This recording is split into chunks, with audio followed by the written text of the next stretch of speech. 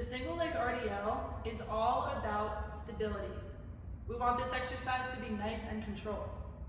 And in order to maximize this exercise, it's actually best to do it without shoes.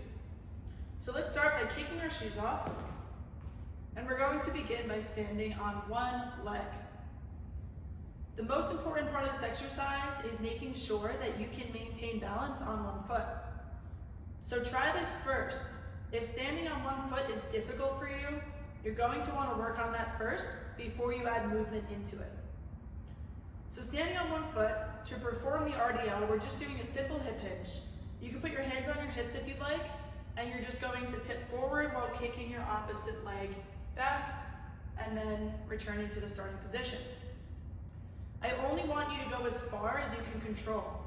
So if you start to hinge forward and you get to about here and you start shaking, don't push it past there. Make sure that you can come all the way up as well. You can also do this exercise with weight.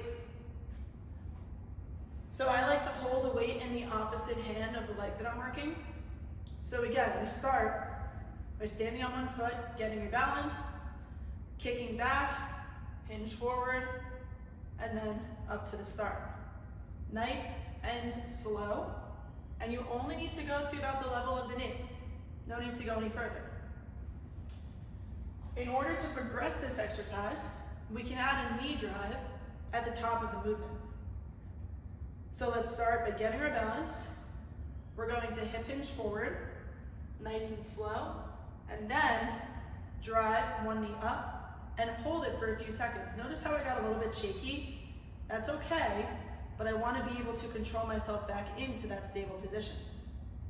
So we hinge forward and then drive up and stick the end position. If you're having trouble balancing during any of these exercises, there's two things I want you to try. First thing is, think about grabbing the ground with your foot. Again, why it's beneficial to have your shoes off is so you can allow your toes to spread out, and that way you can grab the ground by activating your foot intrinsic muscles. So if you're falling off balance, grab the ground with your foot. Tighten those muscles. If you're still falling off balance, make sure that your core is activated. So as you're coming forward, you're squeezing your abs, and especially as you drive your knee up, you're locking in your pelvis, tucking it underneath. So we're hinging forward, grabbing the ground with my foot, I'm coming up, and I'm tightening my core, tucking my pelvis to maintain stability.